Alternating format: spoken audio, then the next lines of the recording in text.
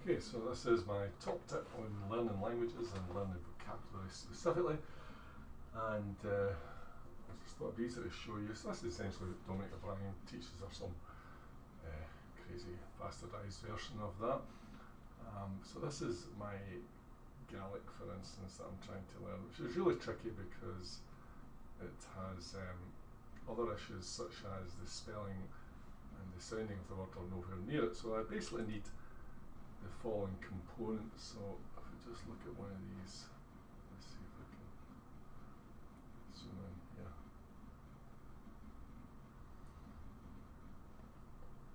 Okay, so here's the Gaelic word. We'll take this one here, carriage.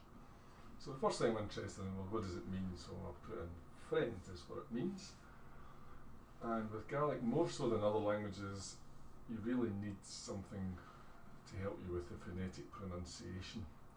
Now, with all language memory type stuff, it's really more about how it sounds rather than how one spells it.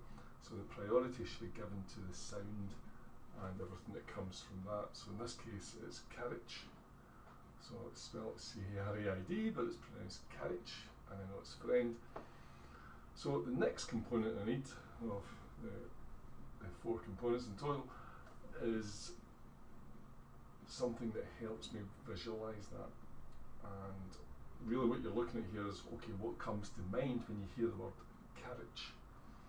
What comes into your head? So in my case here, the first thing that comes into my mind is carriage, right? As in a horse-drawn carriage. So I then have to connect that sound with the meaning, in this case, friend. So what I then picture is my friend Paul Carlin in or looking out the door of a horse-drawn carriage.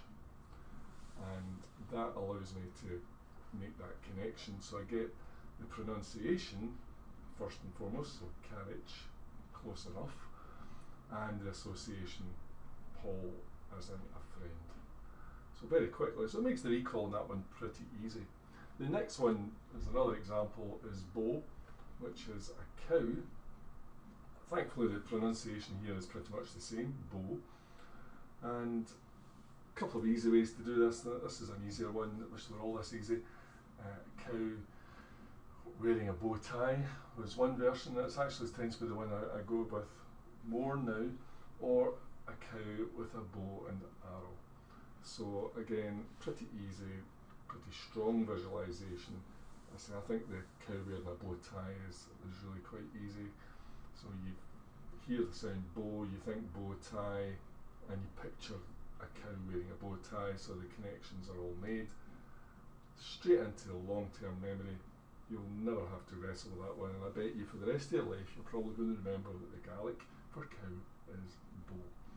So that's pretty much. Now again, there's some that get tricky, and this is where your own creativity and where your actual intelligence and ingenuity and creativity come into their own, because some are not that obvious and it's really quite tricky.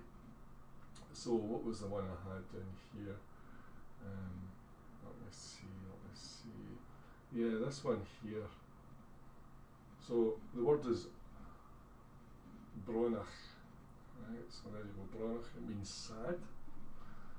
Pronunciation is pretty similar, so thankfully at least it's got that going for it. It's not as alien, the pronunciation isn't as alien from the spelling as we would be used to, so bronach.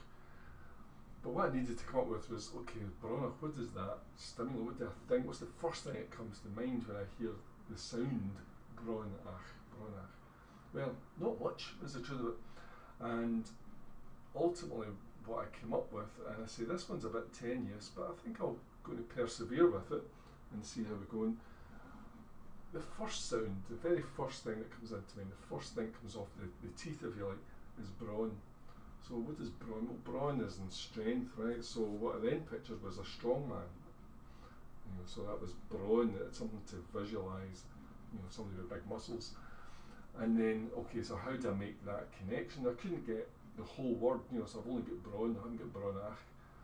So I've had to think, okay, so where does the ach come from? Well, I actually managed to tie it into the story, of picturing a strong man sitting down with his head in his hands, looking pretty sad, and is saying, ugh. Okay, so it's a pretty long-winded way of coming about Brunach. However, with repetition, even though it's not as strong as some, I think it will still probably work. So I've now got Brunach, strong man, sitting down, head in his hands, looking sad. So I now get the connection to the word, and the ach is what he is saying because he's so despondent. Ach, Brun, ach. So that's how I picture that one. So that one definitely had to go about and was quite tricky.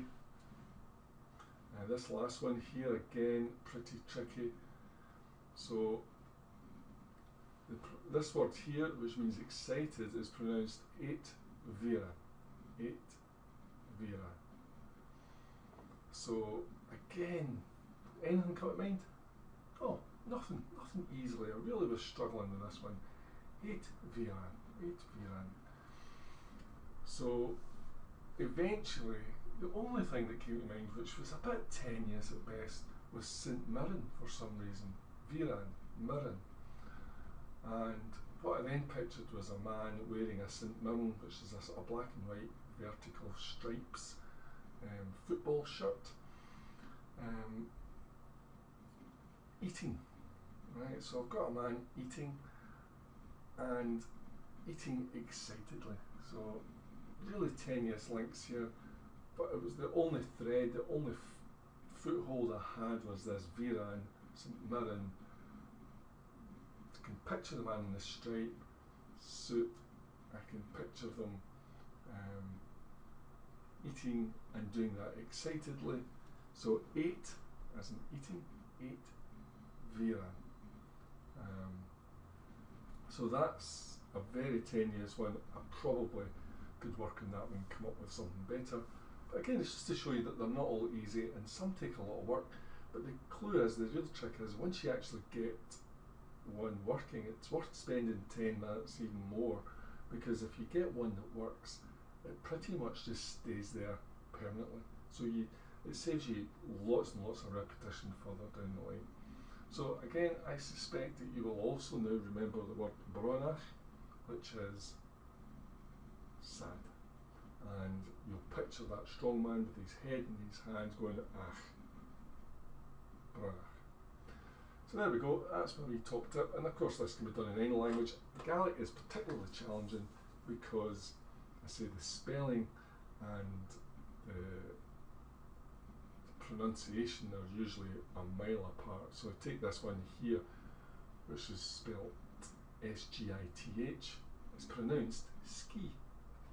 Right, so it's not even close, it's kind of vaguely close, but again, work with the sound. So ski, what do you think of when you see ski? Well, you picture someone skiing down a hill. How do I tie it to the word, which means the meaning of the word, which is tired? Quite easy. I can picture someone sleeping on skis, slowly making their way down a hill, tired.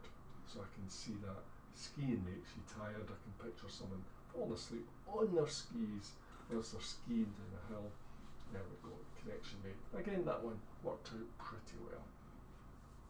Okay, there we go.